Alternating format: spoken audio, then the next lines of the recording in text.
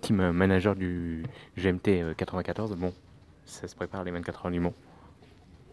Bah oui, hein, comme, comme chaque année depuis maintenant très longtemps, c'est la pression monte, la tension monte, l'excitation monte et c'est pour bientôt.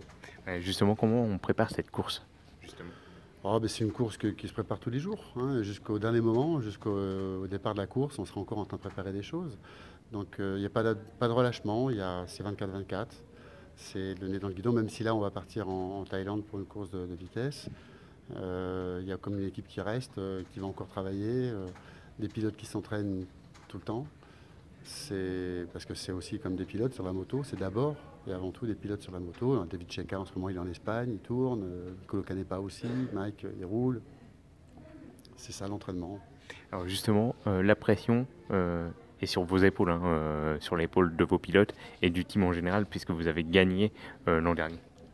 Non, pour moi elle est sur celle des autres. Comme on ne veut pas changer notre façon de faire, hein, je pense qu'ils sont très forts, que c'est eux qui sont peut-être les plus forts, qu'il faut toujours un peu de réussite pour gagner ce genre de course. Et que je préfère considérer que le Yacht est comme super fort. La Kawa, on sait qu'elle sera là. Et que je pense que c'est à nous de nous accrocher pour essayer de les battre. On sait qu'à chaque fois qu'on a gagné le Mans, ça a toujours été difficile. Les 3 fois où on les gagne, c'est si on battant le record de tour de la plus faible distance entre le premier et le deuxième. Alors si on doit le rebattre l'année prochaine, c'est-à-dire qu'à l'arrivée, il y aurait moins de 19 secondes. Statistiquement parlant, si on doit regagner, ce serait en battant ce record-là. Donc vous imaginez que la pression, elle n'est pas que sur nos épaules. Et puis qu'en fait, ouais, je pense quand même ils vont être forts. Une édition anniversaire avec pas mal d'animation aussi. Ça aussi, c'est le côté que vous appréciez également. Écoutez, bien entendu, il y a le concert déjà, ça va être du rock pur, avec un batteur qui a joué dans la CDC, donc ça c'est vraiment ça va être du vrai rock, ça va être super. J'espère que j'assisterai pas au concert, parce que ça ne serait pas bon signe, mais je serai de tout cœur avec les motards qui y seront. Pour moi, l'animation majeure, celle qui est extraordinaire, qui a mis en place maintenant Le Mans, c'est l'oreillette. Pouvoir suivre la course, en fait le motard, le spectateur, il peut suivre quand il a envie. Et ça, c'est vraiment une super chose. Et puis oui, bien sûr, on sait que Le Mans, c'est une fête de la moto et qu'il y a la course, mais il y a tout ce qui va autour.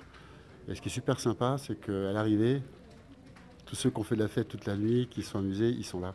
Et ça, c'est sympa. Et puis, il y a aussi les pilotes de légende, dont vous faites partie, Christophe Guyot. Ça, c'est pas moi qui ai choisi. Je pense qu'il y a mieux que moi, mais c'est vrai que ça va être un moment fort. En tout cas, j'étais touché qu'on me mette dedans, mais il y a comme des pilotes. Pour moi, tous ceux qui ont fini la course sont des pilotes de légende. Et puis en team manager aussi, il y a Dominique Mélian. Vous avez dit que Dominique Mélian, c'était un homme de légende aussi, hein. On peut le classer dans cette catégorie-là.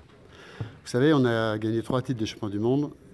Les 3 fois, le vice-champion du monde, c'est le CERT. On a été 5 fois vice-champion du monde.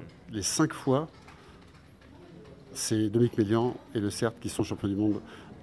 Donc, on peut dire 8 années de lutte pour ce titre. Et à chaque fois, c'était le CERT en face. Donc, ça veut tout dire. Et puis, bon, en termes de palmarès, je pense qu'il n'y a pas photo. Bon, on n'a pas la même histoire. Mais je pense que oui, ça reste la référence absolue de l'endurance. Bon alors, pour finir, le tiercé gagnant de cette édition 2018, même si je sais que c'est dur, difficile. Non, mais c'est impossible. On ne pourrait pas lui tiercer sur la grille de départ, mais à l'arrivée, qui aurait mis la BMW en 2e et 4e position au bol d'or? Alors vous savez, le gros avantage de cette course, la force de cette course, c'est que tout est possible. Merci en tout cas Christophe Guyot. Et on vous souhaite que le meilleur. Merci. Merci.